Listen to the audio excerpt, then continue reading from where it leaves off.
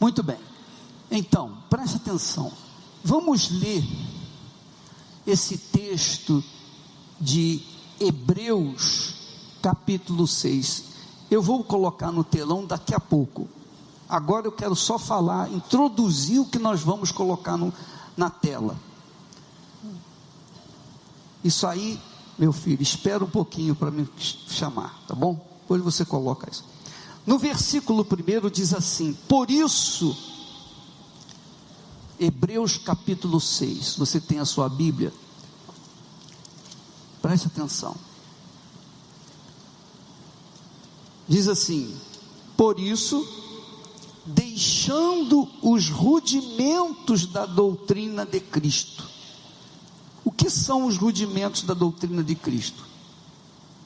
Ele vai dizer aqui, ele vai dizer, mas então ele diz: deixando os rudimentos da doutrina de Cristo, prossigamos até a perfeição, não lançando de novo o fundamento do arrependimento, de obras mortas e de fé em Deus, e da doutrina dos batismos, e da imposição das mãos, e da ressurreição dos mortos, e do juízo eterno. Estes são os rudimentos da doutrina de Cristo, quer dizer, a base da doutrina da nossa fé, a doutrina do Senhor Jesus, quer dizer, aceitar Jesus como Salvador, arrependimento,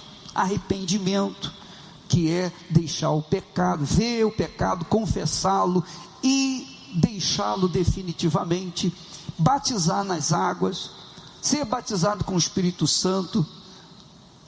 Então, a ressurreição dos mortos, a volta de Jesus, são rudimentos, base, fundamento da nossa fé, amém, pessoal? Então, deixando de lado esses fundamentos, não é que a gente vai abandonar esses fundamentos, não, nós estamos calcados nesses fundamentos, você está calcado neste fundamento, de arrependimento, foi isso que aconteceu com você, não foi? Então, nós nos arrependemos, etc, nos batizamos nas águas, batismo com o Espírito Santo, nós temos a nossa fé fundamentada na esperança, na expectativa de Jesus voltar, é ou não é? São fundamentos da doutrina do Senhor Jesus. Agora sim, vem um versículo que eu quero falar, e Paulo fala, e isto faremos se Deus o permitir, quer dizer, continuaremos nessa doutrina se Deus o permitir. Aí ele entra num outro aspecto, o aspecto que eu queria focar com vocês.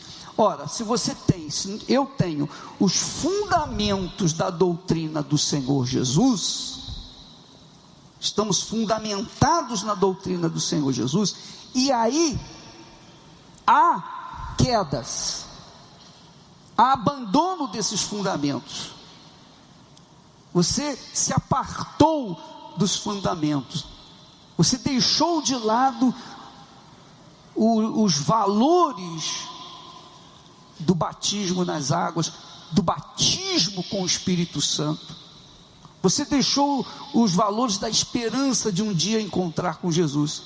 Aí ele entra com o versículo que nós vamos tocar, aí sim, agora sim, ele diz, porque é impossível que os que já uma vez foram iluminados, deixa eu ler novamente, porque é impossível que os que já uma vez foram iluminados e provaram o dom celestial e se tornaram participantes do Espírito Santo, versículo seguinte, e provaram a boa palavra de Deus e as virtudes do século vindouro, são fundamentos. Isso, o versículo 4 e o versículo 5 são fundamentos da nossa fé, nós provamos disso, não foi? Você é obreiro, você foi batizado com o Espírito Santo, não foi? Então você experimentou o batismo com o Espírito Santo, você experimentou os poderes do mundo vindouro, a fé que Deus lhe deu, você teve experiências com Deus. Então ele está dizendo, é impossível para aqueles que experimentaram as doutrinas básicas, os fundamentos básicos da nossa fé, da fé cristã. E aí vem o versículo 6, e caíram outra vez.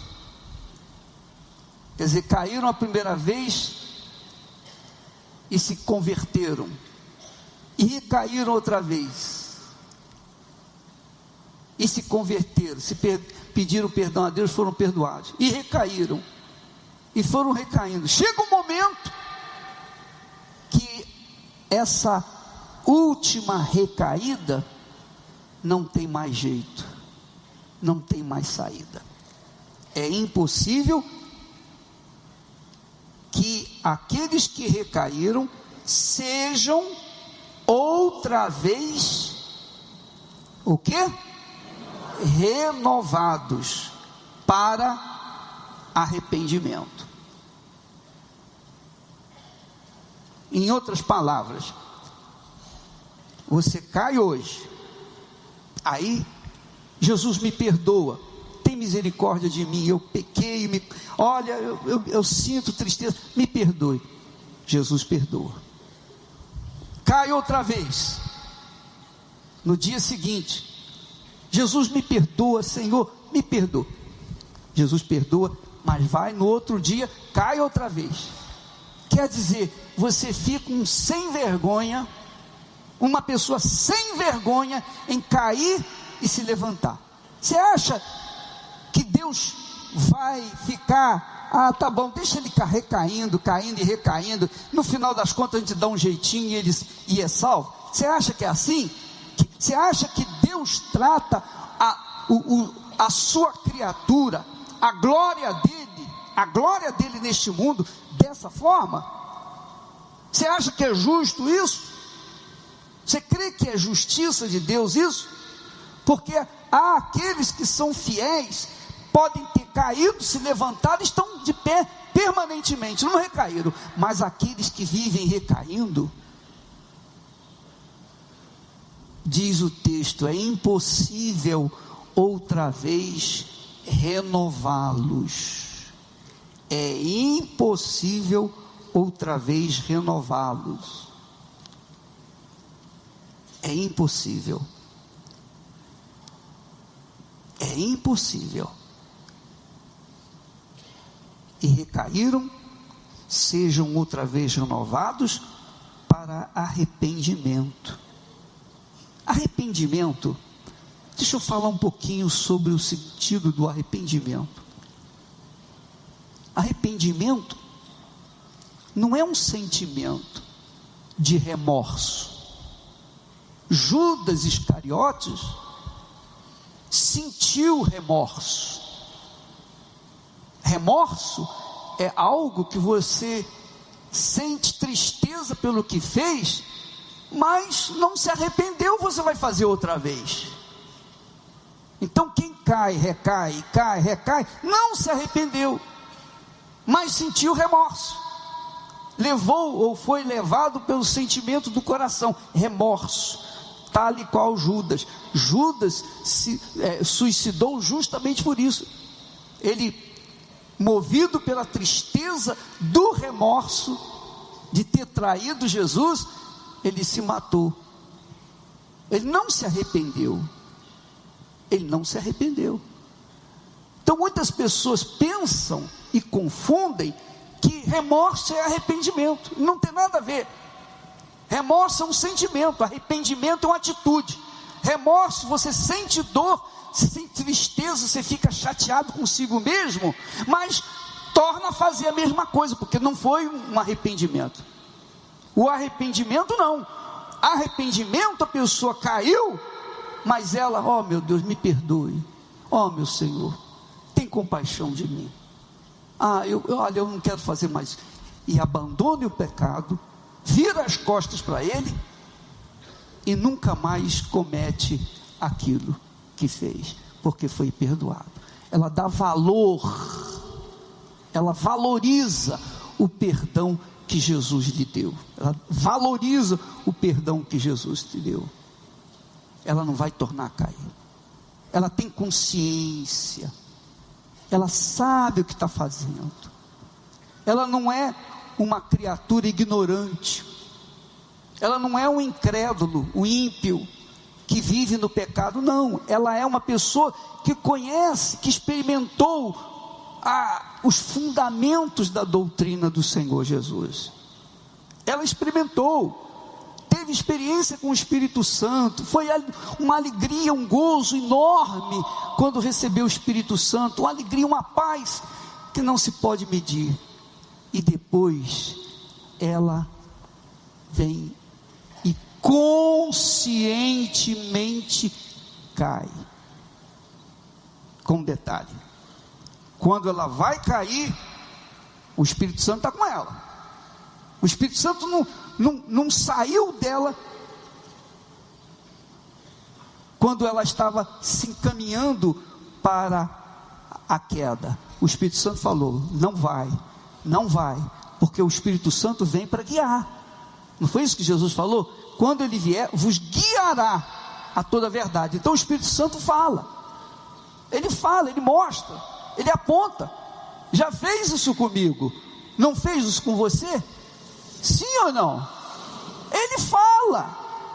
Agora, se nós fecharmos os ouvidos para a sua voz, então ele sai fora. Você não quer me ouvir? O que eu estou fazendo aqui? Eu estou em você, você não quer me ouvir? Então vou sair fora, vou embora. É isso que acontece.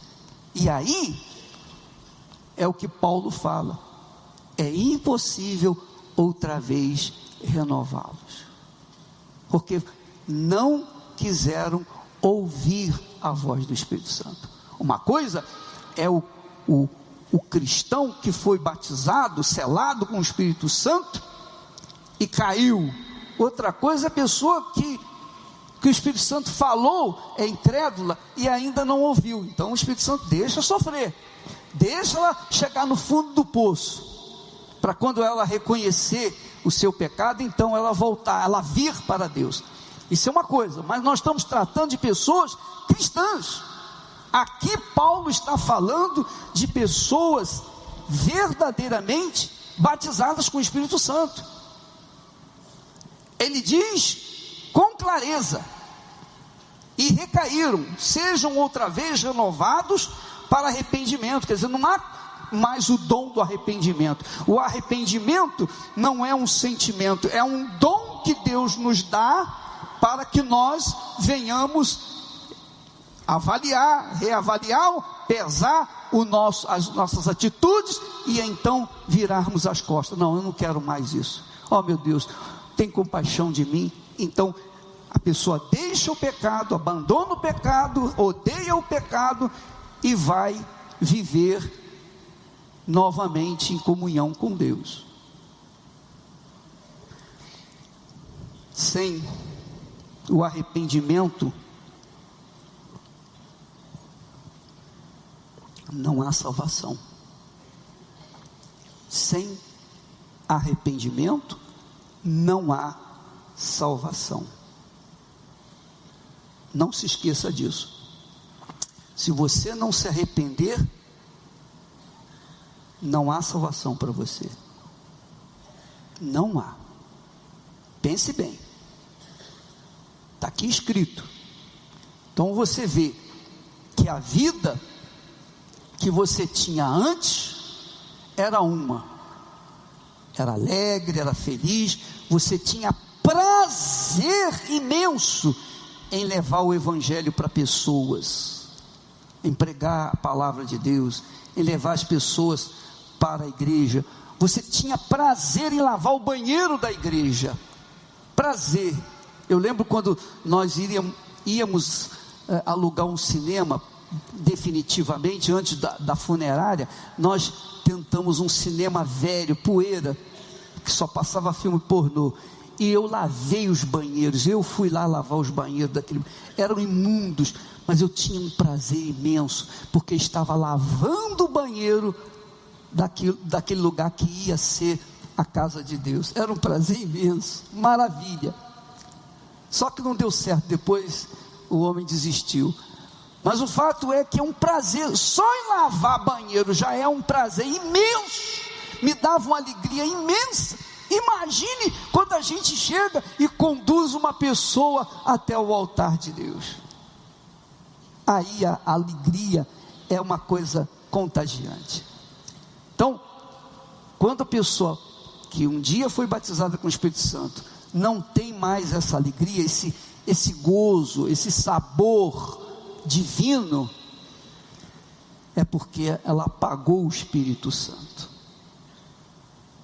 Ela já morreu, só falta enterrar. Está andando só no embalo. Sabe como é que é, né? Sabe o que é o embalo, né? Conhece? Só para descontrair fica mais fácil. O médico tinha um alazão, um cavalo muito bom, corria muito. E ele, um dia foi atender um chamado urgente, então ele tinha que pegar o cavalo, não tinha carro naquela época, e ele foi para outra cidade a cavalo, correndo a toda, até que chegou onde estava o paciente, e o cavalo caiu morto. O cavalo caiu morto. Chamaram o veterinário para ver o cavalo. Esse cavalo já morreu há 2 horas atrás. Como é que ele chegou aqui? Foi embalo. Então tem gente que tá morta, mas está ainda no embalo, porque não se arrependeu. Não se arrependeu. Essa é a realidade. E porque não se arrependeu, é como o sal insípido, não tem valor, não tem sabor, não tem valor para o mundo, não tem valor para Deus, nem tem valor para o mundo. Então ele é pisado pelos homens, só serve para ser colocado nas estradas para diminuir a lama que tem lá, mais nada, é para ser pisado. Então tem muita gente, muito crente assim dentro da igreja, das igrejas evangélicas, muita gente assim, inclusive eu creio obreiros e até pastores, eu creio, porque deixaram de ouvir e atender e obedecer à voz do Espírito Santo. Tinham antes ouvidos para ouvir, mas porque fecharam os ouvidos por tantas vezes que o Espírito Santo já não fala mais. Então Paulo fala aqui, a partir do versículo 4, porque é impossível que os que já uma vez foram iluminados e provar o dom celestial, provar o dom celestial, o dom do arrependimento, e se tornaram participantes do Espírito Santo, o mesmo Espírito que Jesus era participante, e provaram a boa palavra de Deus, e provaram os poderes do século futuro, e recaíram, sejam outra vez renovados para arrependimento, pois assim, quanto a eles, de novo crucificam o Filho de Deus, e o expõem à vergonha, ao vitupério. Então, essas pessoas que têm esse tipo de comportamento, elas estão expondo Jesus à vergonha, não à glória. ela recebeu o Espírito Santo, elas receberam o Espírito Santo para serem testemunhas, a glória de Deus neste mundo, mas elas estão agora com outro Espírito para envergonhar o nosso Senhor Jesus. É o que, por exemplo, tem acontecido com obreiras, obreiros, ex-obreiros, ex-obreiras, ex-pastores, ex-bispos, quando saem da igreja. Antes, na Igreja Universal, trabalhavam o dia inteiro, davam o melhor, mas quando pecaram, caíram e foram disciplinados, não aceitaram a disciplina, saíram cuspindo toda a sorte de sujeira que tem, mais do que o seu intestino. E, quer dizer, deixaram de ser aliados do Espírito Santo para serem aliados com o espírito de Satanás. As pessoas que ganhavam antigamente, agora estava levando-as para o inferno junto com eles. É isso que eles fazem. Então, quando a pessoa não se converte mesmo, ou quando a pessoa não se arrepende mesmo, a tendência é falar esse tipo de coisa. É claro, bispo, você não vai responder à Igreja Universal, não adianta responder. O que vai adiantar responder? Se eu ficar respondendo, se eu gastar meu tempo respondendo a essas pessoas, ou tirando as dúvidas das pessoas, eu não vou fazer outra coisa na vida, eu vou cuidar daqueles que querem a salvação. Eu não vou ficar aqui me defendendo. Deus vai me defender, Deus vai defender a igreja, Deus vai defender o trabalho dele. A obra não é minha, a obra é dele. Eu não tenho nada. A minha vida pertence a ele, a sua vida pertence a ele. Então, Jesus não se defendeu quando foi acusado. Então nós não ficamos nos defendendo, nada disso. Se o Espírito Santo achar por bem nos defender, ele vai fazê-lo. Se ele achar que não devemos nos defender, então vamos deixar. A obra é dele, a vontade tem que ser feita, é dele, não é a nossa. Mas o fato é que é triste, é impossível outra vez renová-los. Só para desfechar esse pensamento, essa meditação, vamos ler agora o texto lá de Ezequiel 33. Nós temos aí 33, pode colocar por favor, versículo 11. Então diz o Senhor: dize-lhes, vivo eu, diz o Senhor Deus, que não tenho prazer, leia comigo, não tenho na morte do ímpio, mas que o ímpio se converta do seu caminho e viva. Convertei-vos dos vossos maus caminhos, pois por que razão morrereis, ó casa de Israel? Veja que quem converte, nós é que temos que nos converter, não é Deus que nos converte, Ele nos convence. Mas quem tem que converter, quer dizer, uma atitude somos nós. O que é conversão? Eu estou caminhando nessa direção, vou me converter. Eu viro, dou um giro de 180 graus e vou no caminho contrário. Isso é conversão.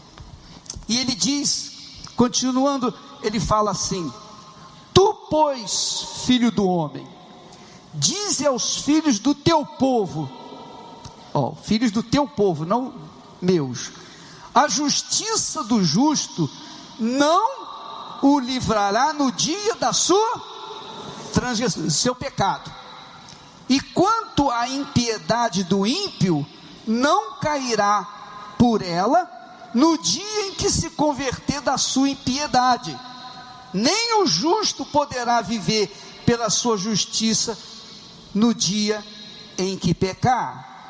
Versículo seguinte: quando eu disser ao justo que certamente viverá, ele confiando na sua justiça, praticar a iniquidade, não virão à memória todas as suas justiças, mas na sua iniquidade que pratica, ele morrerá. Resumindo isso, esse texto, eu sirvo a meu Senhor há 54 anos. 54 anos. Então, nós temos plantado a boa semente, nós temos ensinado, nós temos procurado fazer tudo o que Deus quer que seja feito. Temos procurado. Então, nós temos levado a justiça, apregoado a justiça.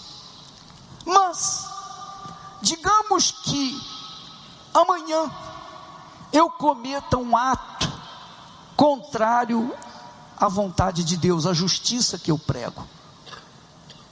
Amanhã eu cometo um pecado crasso, um pecado cruel, um pecado, e não me converto do meu pecado, não me arrependo do meu pecado, e morro amanhã, então eu vou direto para o inferno. Por quê? Porque todo o trabalho que eu fiz durante esses 54 anos, ele é anulado no dia em que eu cometo o pecado e não me arrependo.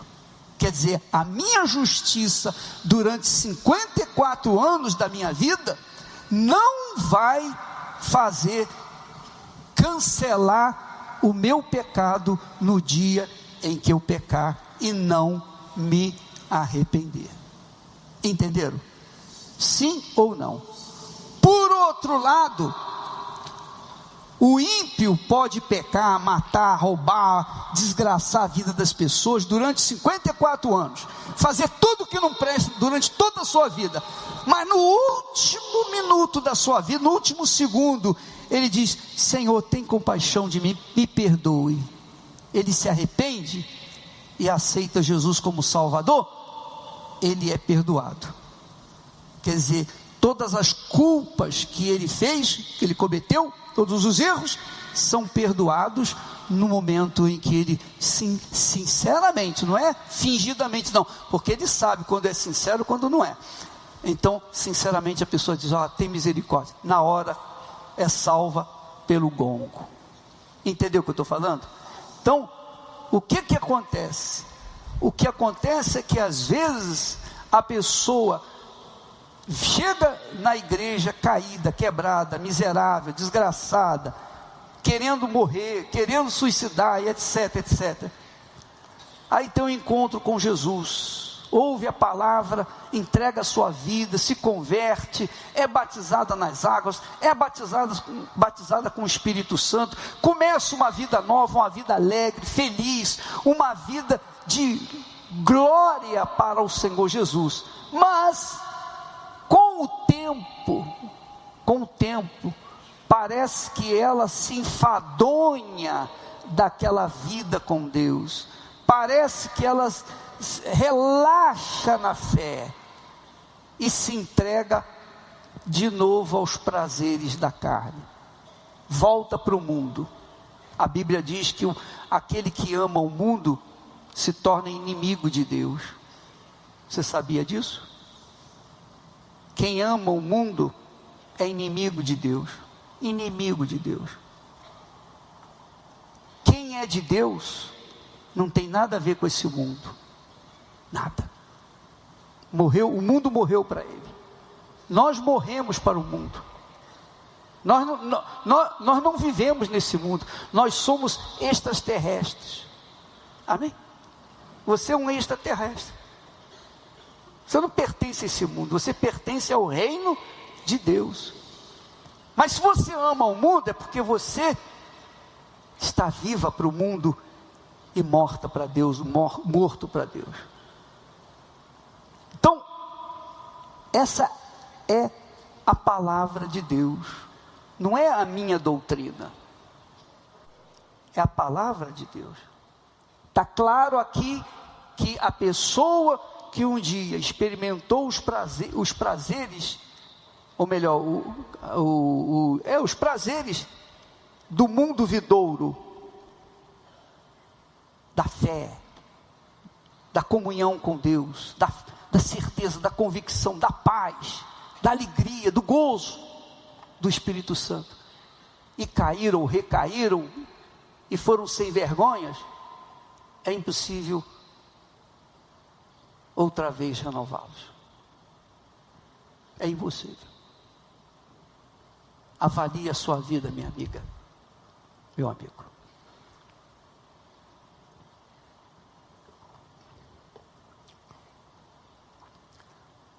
Em toda a história da minha vida cristã, nunca fui perfeito, nada disso. Eu nem sei porque Deus me chamou, nem sei porque Ele me escolheu, nem vou procurar saber porque são os planos dEle. Mas em toda a minha trajetória nesses 54 anos, eu já vi bispos caírem, homens, líderes da fé se arrebentarem, pastores, eu tenho visto no dia a dia da Igreja Universal, todo dia tem um pastor que cai, todo dia tem um pastor que diz, eu não quero mais essa vida não, vai embora, ou esposa, obreiras, obreiros, pessoas que tiveram um dia experiências com Deus gloriosas, deixaram a fé. É impossível outra vez renová-los. Eu tenho visto isso. E todas as vezes que eu vejo um mau exemplo, o que eu faço? Eu coloco as minhas barbas de molho.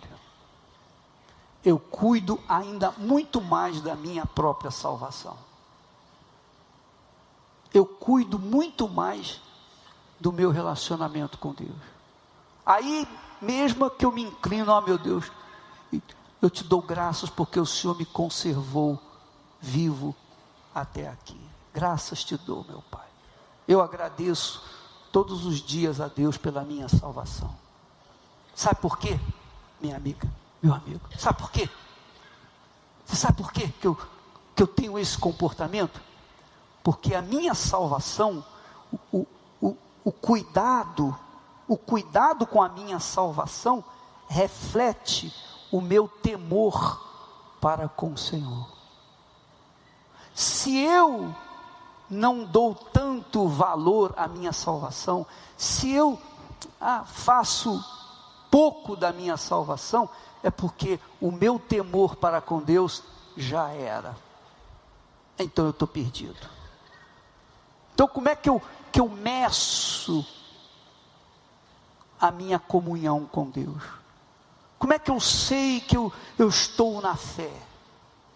Como é que eu sei que eu estou bem com Deus? Quando há paz na minha consciência. A minha consciência não tem nada do que me acusa. Amém? Nada, nada. Então, todas as acusações que levantam contra mim, eu estou tranquilo, porque nenhuma delas condiz com a verdade, e Deus sabe disso. A minha consciência está limpa. Quando eu coloco a minha cabeça no travesseiro, eu durmo em paz, porque eu tenho paz dentro de mim. Então, você que me ouve neste momento, também é a mesma coisa. Se você está em paz com Deus e consigo mesmo, de verdade, então você está na fé, porque o sintoma do Espírito Santo em nós é a paz. Se eu estou em paz, eu estou na fé. Se eu cometer algum deslize, algum pecado, imediatamente minha consciência começa a latejar, acende a luz amarela, vermelha, etc, etc, etc. Por quê? Eu perco a paz quando eu cometo o pecado. Você também. Quando você comete pecado, você perde a paz. Não tem paz. Você não tem paz porque você está no pecado. O apóstolo Paulo ensina que a tristeza de Deus, quando Deus nos faz triste, é para o nosso arrependimento. Mas quando o mundo nos faz triste, é para a nossa morte. Então, quando a pessoa está vivendo na fé com Deus, ela está na fé, a consciência limpa, então ela está em paz. Perdeu a paz, é porque tem culpa no cartório. O próprio Satanás acusa. Por isso que o pecado, o preço do pecado é a morte. O preço do pecado é a morte, porque o pecado, ele traz o desassossego, ele traz a dúvida: será que Deus vai me ouvir? Será que Deus vai ouvir a minha oração? É a dúvida, porque eu pequei, será que Ele vai me ouvir? Igual Adão e Eva, se esconderam de Deus quando pecaram, e não adiantou se esconder de Deus. Então, meus caros, quando nós estamos na fé, nós estamos em paz.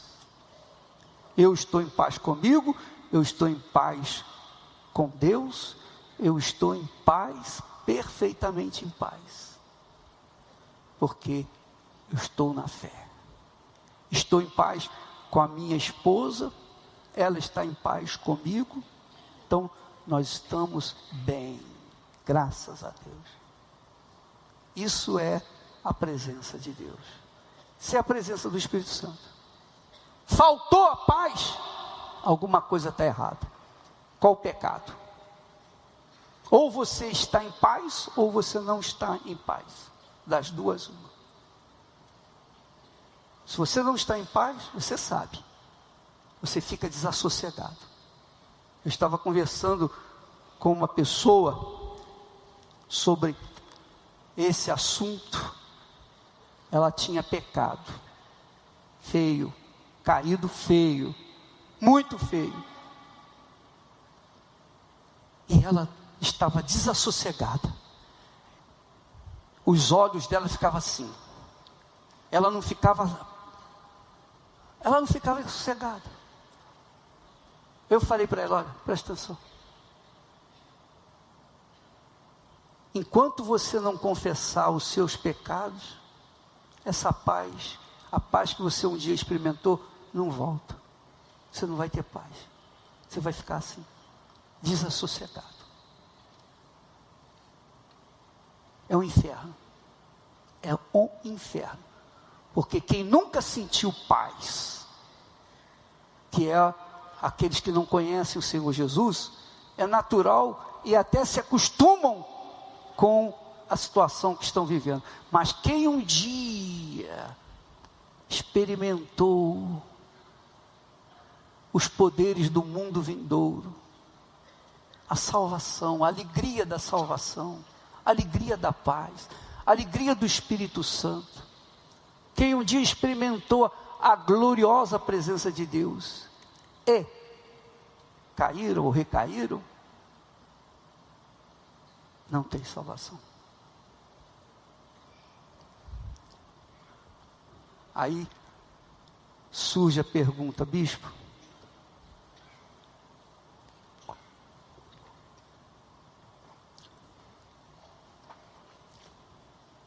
eu reconheço que eu tenho vivido no pecado.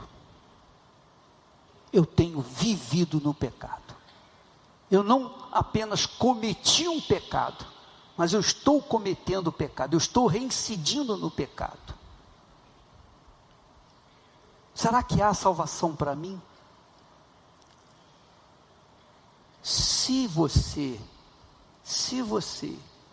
estiver realmente incomodada ou incomodado com essa pergunta, é porque o Espírito Santo está te dando uma nova chance para você se recompor, para você se refazer.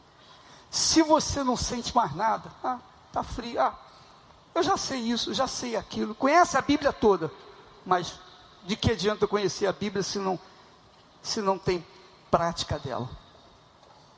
Então, se você sente ainda um fio de desejo de voltar, quem sabe você tem a chance nesta noite, neste momento, de começar tudo do zero, ter o seu pecado perdoado, sua vida transformada. Se você quiser a nossa ajuda, a primeira coisa que você tem que fazer é se identificar. Não adianta você tentar, eu preciso, bispo, mas não quero que ninguém saiba, não. Se você não quer que ninguém saiba, é porque você está aí com orgulho no coração. Então, a oração não vai resolver para você. Você tem que vir aqui na frente e botar a cara no chão e pedir que Deus venha ter compaixão de você. Se por acaso você quiser, se você tiver esse desejo, vem aqui na frente, nós vamos orar e acabar com esse problema que você está carregando, esse peso aí. Pode vir.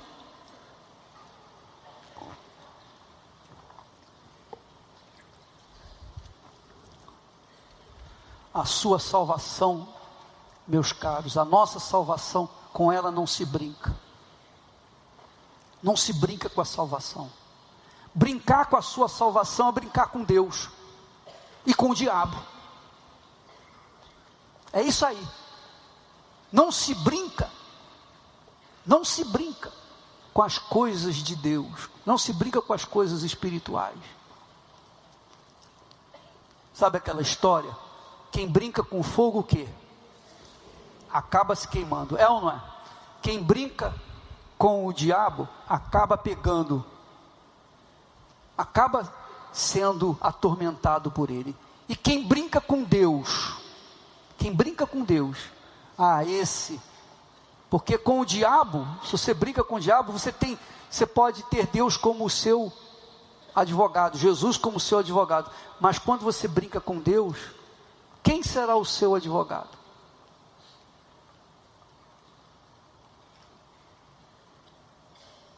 Não se brinca com a salvação. A sua alma não tem preço. Amém? A nossa alma não tem preço. Vale a pena a gente sofrer o que tem que sofrer para manter a nossa salvação. Os cristãos primitivos, eles morriam queimados por causa da sua fé. Sabe lá que é colocar os filhos, a família, pregados, amarrados numa cruz, colocar feno embaixo e queimá-los vivos, diante de uma plateia enorme, por causa da salvação da alma. Então, quando a pessoa não valoriza a sua salvação, é porque ela não teme a Deus. Então, ela acaba perdendo a graça de Deus, acaba perdendo o que de mais valioso existe nesse mundo, porque tudo acaba, tudo cessa, tudo acaba. Só quem tem olhos espirituais enxerga esse mundo como inimigo de Deus. Esse mundo é como estrume, fede, é podre, é nojento, não tem nada para a gente. Esse mundo não tem nada para oferecer para quem tem a salvação. Quem recebeu a salvação, quem já foi salvo, não precisa de nada desse mundo. Nada.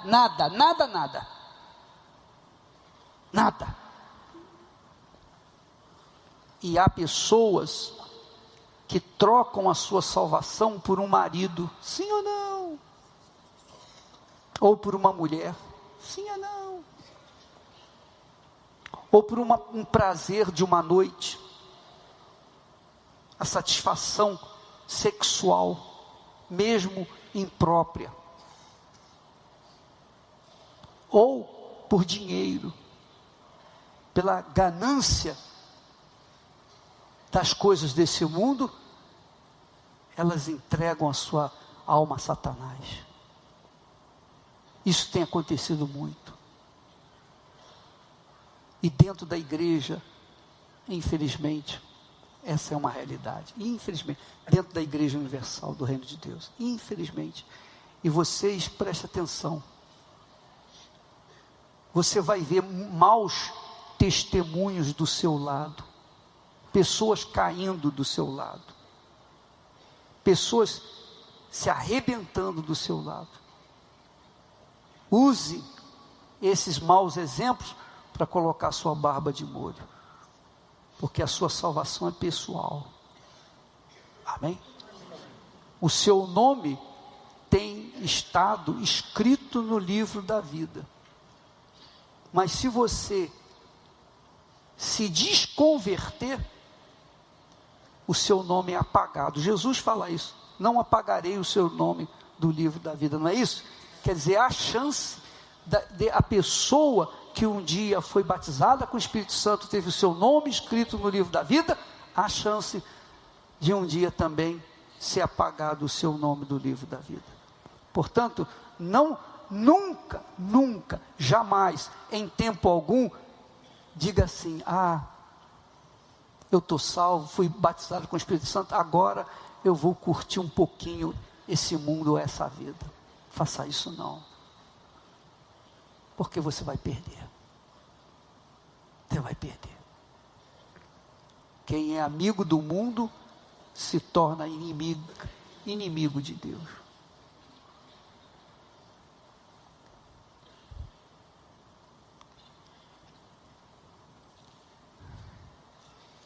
Ezequiel capítulo 17, versículo 5. Olha só o que diz lá o outro profeta. Ezequiel 17 e 5. Coloque aí no texto. Desculpa, Jeremias 17 e 5. Assim diz o Senhor: maldito o homem que confia no homem, e faz da carne o seu braço, e aparta o seu coração do Senhor. É a palavra de maldito. Você sabe o que significa isso? Maldito. Deus falou: maldito és, para Caim. E o que foi que aconteceu com Caim? Andou como perdido por esse mundo, maldito, e ninguém podia tirar essa maldição dele. Uma vez Deus sentenciando: maldita a pessoa, ela está amaldiçoada, ninguém pode salvá-la, ninguém. Não tem jejum, não tem oração, não tem nada, nem arrependimento, porque a pessoa, quem dá o arrependimento é o próprio Deus. Então não se brinca com a fé. Nós não estamos, fazendo um clube religioso. Nós não somos um clube religioso. Nós não estamos buscando mais adeptos para o nosso clube. Não. Nós estamos tentando ganhar a sua alma para Jesus. Mas, bispo, eu sou obreira, e daí? Nós estamos tentando, guardando, preocupado com a sua alma, porque nunca se viu tantos ex-obreiros, ex-obreiras, ex-pastores, ex-bispos caídos por esse mundo afora. Nós temos o bispo Sérgio cuidando dos obreiros só para isso, para tentar resgatar, tentar trazer de volta aqueles que têm um pouquinho de juízo, porque há casos em que ele não pode fazer mais nada. São casos perdidos, mas que começaram dando passos errados lá atrás. Então Deus fala aqui: maldito engraçado que fala assim: assim diz o Senhor. Como Deus gritando: maldito o homem que confia no homem. Não confie em si próprio, não confie em ninguém. Você tem que confiar a sua alma ao Senhor Jesus Cristo. Você não tem que focar a sua fé no Bispo Macedo. Não, o Bispo Macedo é um homem de Deus e tal, e tal, e tal, e tal. Nada disso. Se você confiar em mim, se eu cair, você cai junto. É ou não é?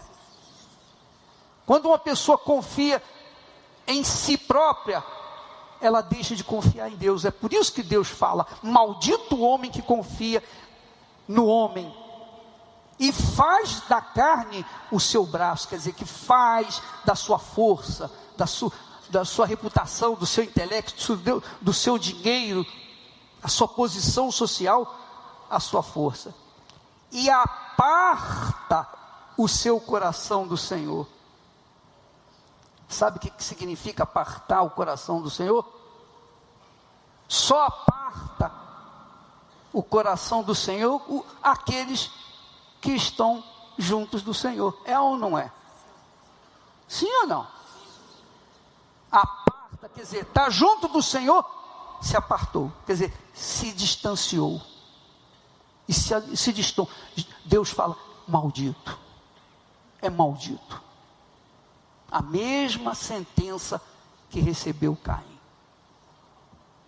Então eu estou falando aqui pelo Espírito Santo, para resgatar a sua alma, para salvar a sua alma.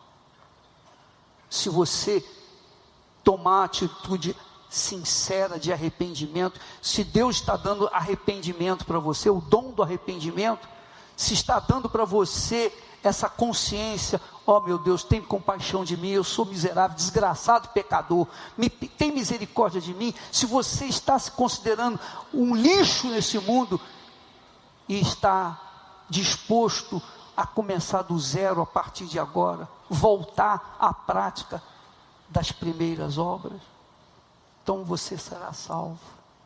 Mas se não fizer isso, só Deus sabe. Se você estiver fazendo isso com sinceridade, você vai ter paz logo depois da minha oração. A paz vai ficar com você, vai voltar. Mas se não for sincera, não vai ter paz, enquanto não se voltar sinceramente. Por favor, fique de pé, feche seus olhos.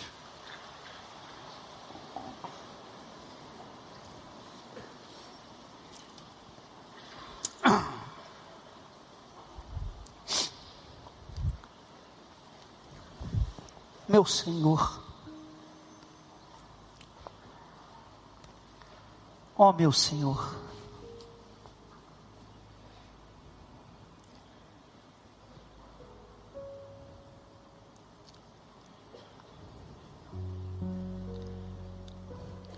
teu servo disse um dia: eu nunca vi um justo desamparado.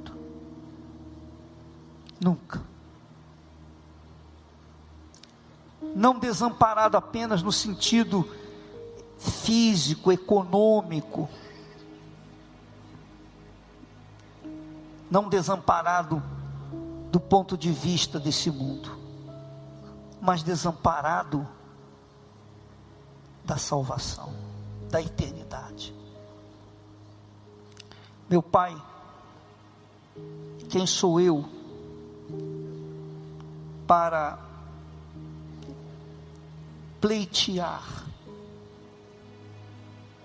a tua justiça para estas criaturas que estão aqui na frente, arrependidas? Eu creio que o Senhor é quem tocou em seus corações. Foi o Senhor quem convenceu cada um deles a vir no teu altar nesta noite, se consertar contigo. Ó meu Pai querido e amado, considere a fé de cada um, a sinceridade de cada um, e a tua paz venha como sentença para cada uma delas. A tua paz vem agora. Ao invés de dizer malditos, vem a tua paz, a tua compaixão, a tua misericórdia. Ah, meu amado Senhor, eu peço pela alma delas, como tenho te pedido pela minha. Guarda aqueles que sinceramente neste momento se rendem a ti, aqueles que de forma sincera choram, suplicam e se entregam à fé na tua palavra. Venha sobre eles, meu Senhor, perdoa-lhes com a paz, desça a tua paz, veste-os da tua paz, abençoa-os com a tua paz, ó Santo dos Santos, Senhor da eternidade, Príncipe da paz. Em nome do Senhor Jesus eu entrego a vida deles e te agradeço. Fale com Deus aí onde você está.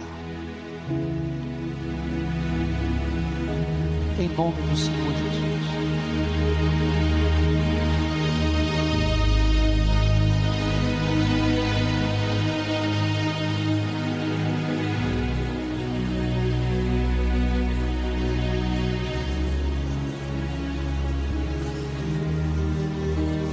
Senhor, esse meu jeito, minhas falhas e defeitos, eu vim pedir perdão e te dizer que fraco sou. Eu sei que não mereço, isso reconheço, ter sido alcançado pelo preço que pagou.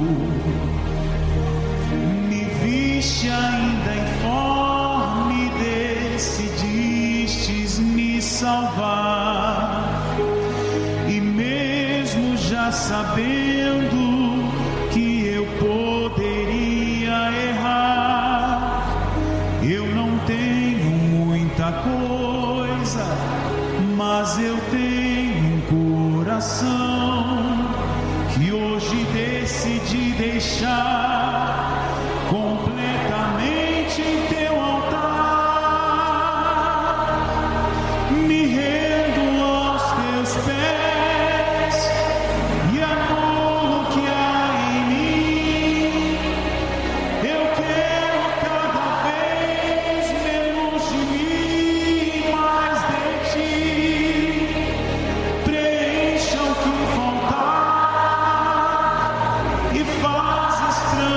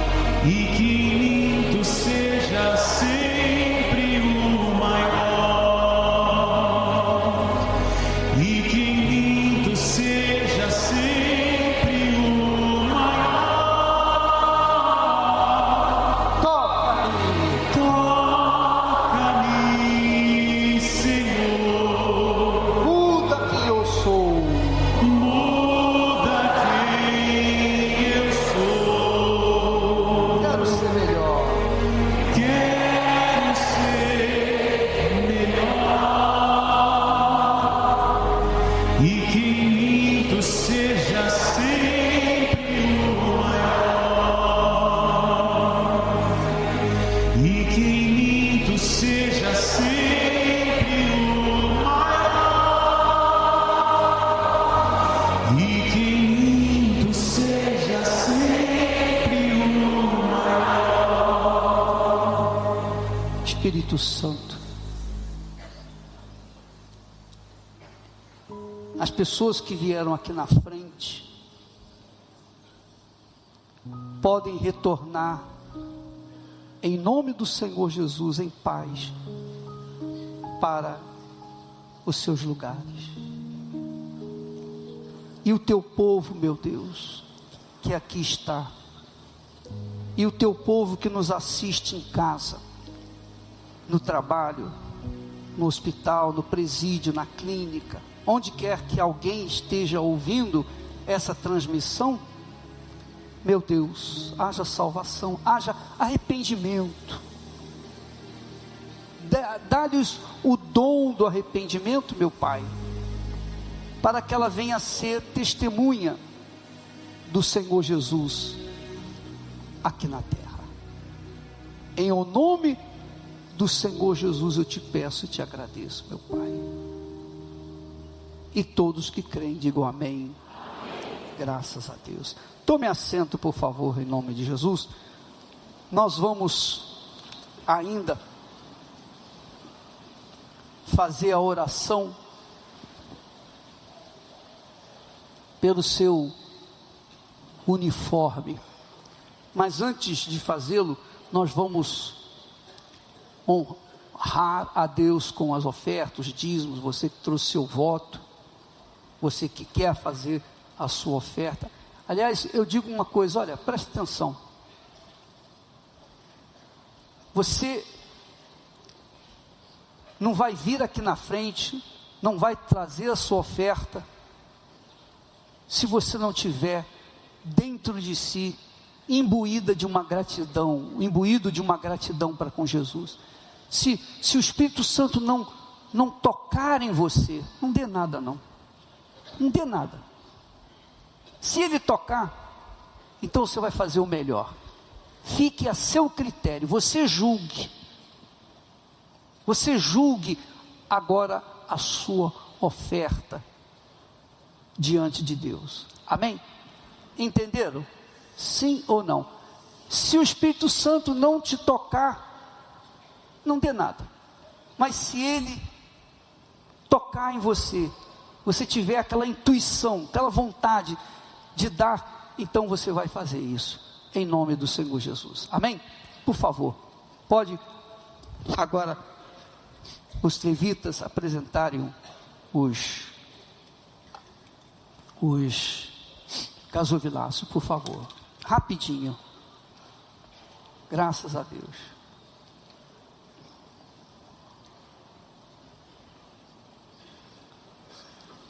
Nós temos aqui o livro. Não temos muito, não dá para todo mundo, mas temos o livro Ouro e o Altar, que dada a direção de Deus, uma inspiração, uma revelação de Deus, mostra a importância do altar. Quem é o altar? Quem é o altar? E quem é o ouro do altar? Jesus uma vez disse: qual é maior? O ouro ou o templo que santifica o ouro? Qual é maior? A oferta ou o altar que santifica a oferta? O altar é maior, claro, porque ele santifica, ele tem poder para santificar a oferta. O templo é maior porque ele tem poder para santificar o ouro. Imagine se fosse o contrário. Será que o ouro teria autoridade e poder para santificar o templo? Será que a oferta teria poder para santificar o que representa Deus, que é o altar. Mas infelizmente, a maioria das pessoas, a maioria dos crentes, olham mais para o ouro do que para o templo, mais para a oferta do que para o altar. Você sabe? Se não sabe, vai saber. O altar é tão glorioso, o altar é tão representativo, representa Deus, que Jesus chega ao ponto de dizer: quando vieres, quando trazeres tua oferta no altar, e te lembrares que teu irmão tem alguma coisa contra ti, volta, deixa a tua oferta diante do altar, volta e se apresenta lá ao teu irmão e resolva o problema com ele. Peça perdão, enfim, resolva o problema. E depois, então volte para o altar, pegue a sua oferta deixada diante do altar e coloque-a no altar.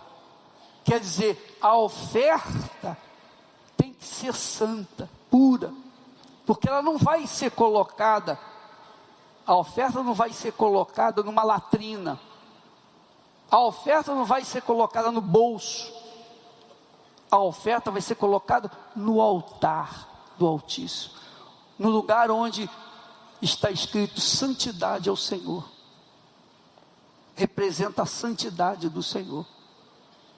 O altar é o local sagrado que resolve os problemas das pessoas que estão com problemas. Todas as vezes que Abraão tinha encontro com Deus, ali ele edificava um altar. Não só Abraão, mas também Isaac e o próprio Israel, o Jacó. Então o altar representa a Deus, simboliza a Deus.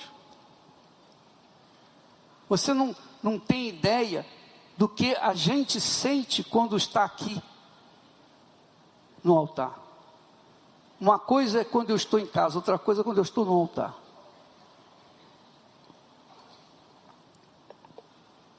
Uma coisa é quando eu estou em qualquer lugar desse mundo, mesmo dentro da minha casa.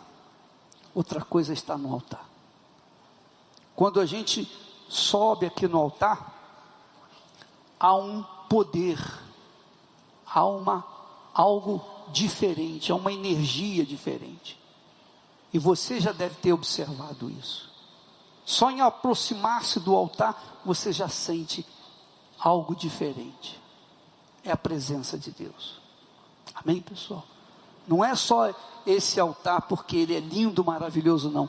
Qualquer altar construído para a glória de Deus representa o Altíssimo. Amém? Então, quando você vier no altar, saiba que não é a sua oferta que Deus está olhando. Deus está olhando o que a sua oferta representa, que é o seu interior, que é a sua alma. Quando a pessoa coloca a sua oferta no altar, se essa oferta é aceita, então essa oferta representa a alma do ofertante. Representa a alma do ofertante. É por isso que na igreja primitiva, depois que eles receberam o Espírito Santo, os cristãos vendiam tudo e traziam a oferta, colocavam aos pés dos apóstolos. Ananias e Safira também resolveram fazer o mesmo. Só que na hora que pegaram o montante, eles acharam por bem, não, é muita coisa. Vamos ficar com a metade e dar a outra metade. Quer dizer, no altar não se pode dar a metade. O altar não aceita a metade. Ou você é, ou não é. Ou você se entrega 100%, ou você não se entrega. A sua alma não pode ser cortada ao meio, o corpo pode ser cortado ao meio, mas a alma não se corta ao meio. É possível?